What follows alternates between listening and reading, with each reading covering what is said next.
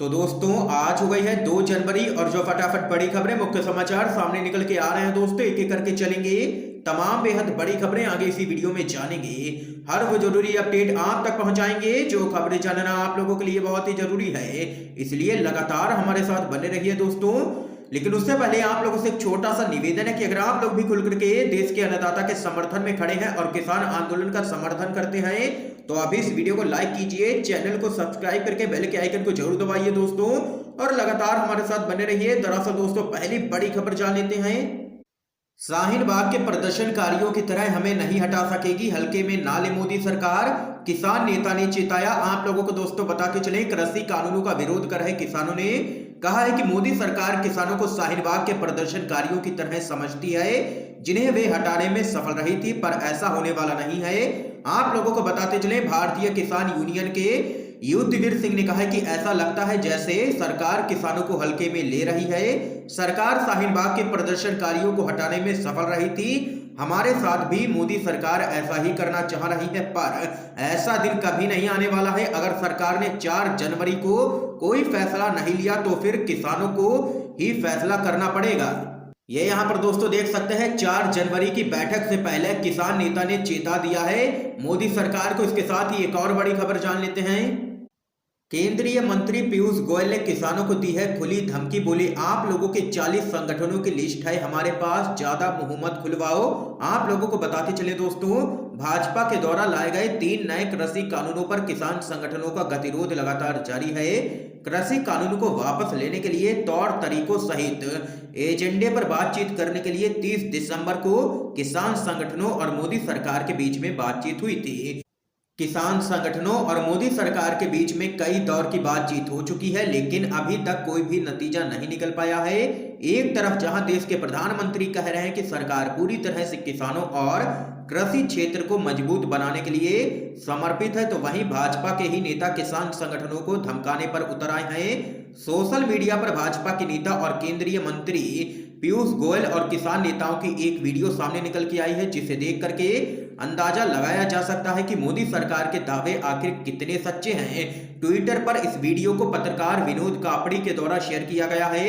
इसे शेयर करते हुए उन्होंने कहा है कि 30 दिसंबर की बातचीत के बाद किसान नेताओं को सरेआम धमकाते केंद्रीय मंत्री पीयूष गोयल, आप लोगों के 40 संगठनों की लिस्ट है हमारे पास, ज्यादा मुंह मत खुलवाओ। कहने का तरीका और इनका अंदाज देखिए। इस अहंकार को देखते हुए कौन कहेगा कि ये सरकार किसानों के आंदोलन को लेकर के गंभीर है। वीडियो में साफ तौर पर देखा जा सकता है कि केंद्रीय मंत्री पीयूष गोयल ने यह खुली धमकी यहां पर किसान नेता राकेश टिकैत को दी है, जिसका वीडियो सोशल मीडिया पर जबरदस्त तरीके से वायरल हो चुका है। अब मोदी सरकार और भी तेज निशाने पर आ चुकी है। लोगों के सोशल मीडिया पर लगातार केंद्रीय मंत्री पीयूष गोयल और केंद्र में बैठी मोदी सरकार के नेताओं को लगातार ट्रोल किया जा रहा है लोगों की तरफ से। इस खबर पे दोस्तों आप लोगों का क्या कुछ कहना है कमेंट बॉक्स में कमेंट करके जरूर बताइएगा। तो वहीं दोस्तों एक और बड़ी खबर जान लेते हैं। कड़ाके की ठंड में किसानों का प्रदर्शन लगातार जारी, दिल्ली बॉर्डर पर सैकड़ों सुरक्षा कर्मी मौजूद। आप लोगों को दोस्तों बताते चले, दिल्ली में नए साल के मौके पर शीतलहर के कहर और तापमान के 1.1 डिग्री सेल्सियस पर पहुंचने के बाद भी दिल्ली बॉर्डरों पर किसानों का प्रदर्शन लगातार जारी रहा। तो वहीं किसान संगठनों की रणनीति को लेकर के एक बड़ी बैठक हुई है। आप लोगों को बताते चले, 4 जनवरी को मोदी सरकार और किसान संगठनों के बीच में बातचीत होगी, जिसको लेकर के ये बड़ी बैठक की गई है और आगे की रणनीति किसान संगठनों की तरफ से तैयार की गई है। तो वहीं दिल्ली से लगी सीमाओं पर सुरक्षा काफी कड़ी है, जहां सिंघू, गाजीपुर और टिकरी बॉर्डर पर सैकड़ों सुरक्षा कर्मी लगातार तैनात हैं। तो वहीं दोस्तों एक और बड़ी जानकारी सामने निकल के आ रही है। आगामी दिनों में संघर्ष के और तेज होने के आसार, सरकार की जड़ें हिला सकता है ये किसान आंदोलन।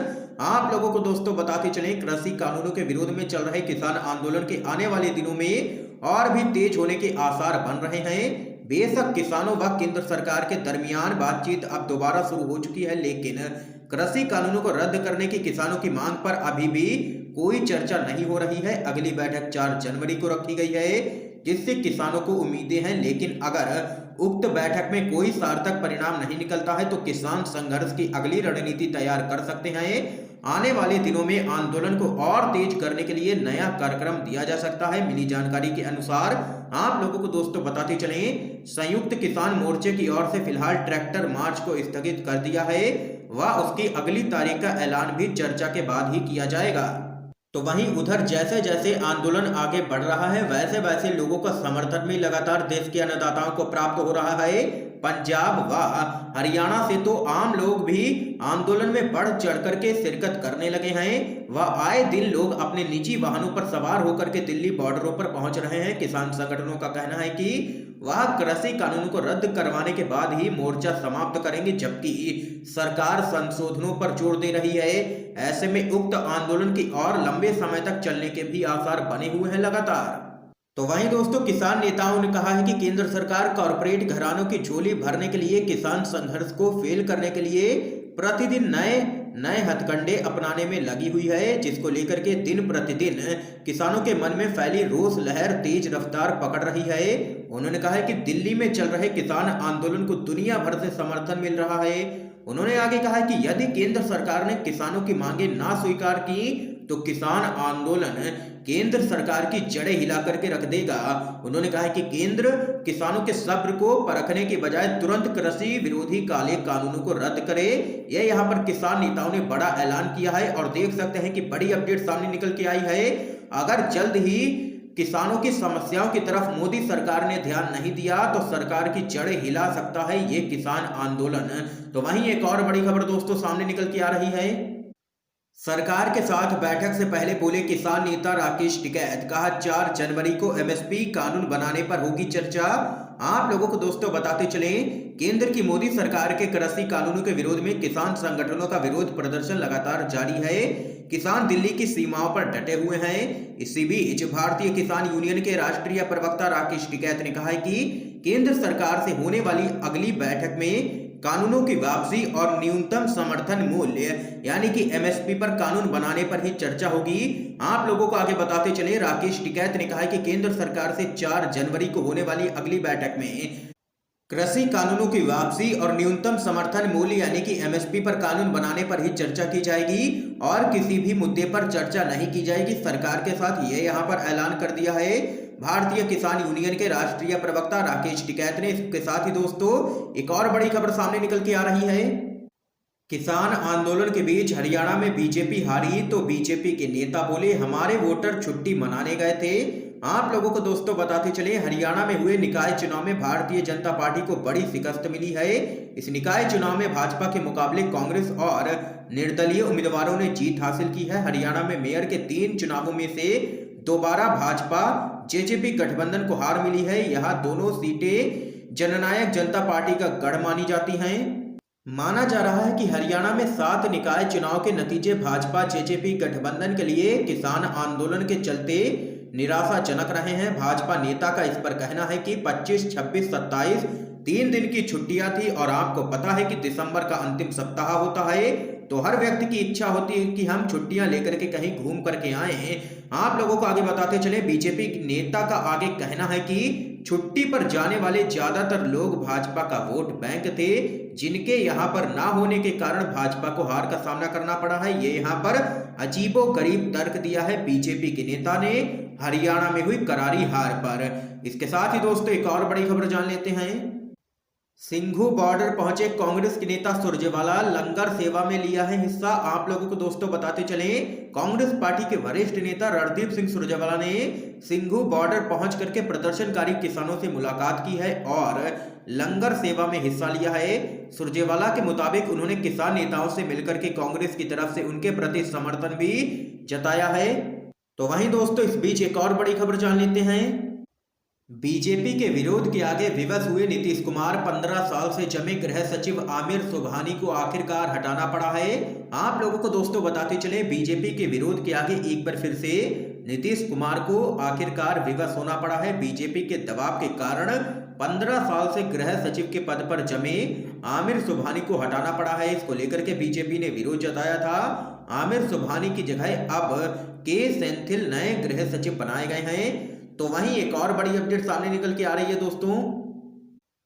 सीएम गहलोत का आरोप किसानों को भड़का रहे हैं बीजेपी के नेता। आप लोगों को बताते चले, केंद्र के द्वारा लाए गए नए कृषि कानूनों के खिलाफ दिल्ली बॉर्डर पर किसानों का विरोध प्रदर्शन लगातार जारी है। इस बीच राजस्थान के मुख्यमंत्री अशोक गहलोत ने भारतीय जनता पार्टी की प्रदेश इकाई पर बिजली के मुद्दे पर किसानों को भड़काने का आरोप लगाया है।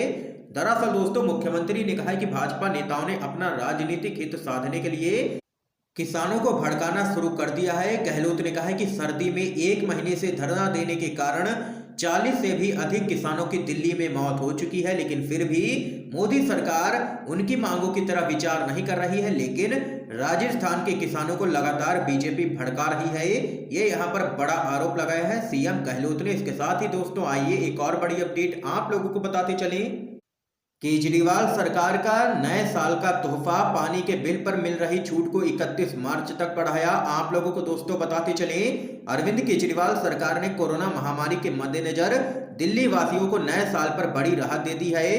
केजरीवाल सरकार ने पानी के बिल पर मिलने वाली छूट की योजना को 31 मार्च 2021 तक के लिए बढ़ा दिया है। इस योजना से उन सभी उपभोक्ताओं को फायदा मिलेगा जिनके बिल 31 मार्च 2019 तक बकाया है। खुद दिल्ली के जल मंत्री ने इसकी घोषणा की है।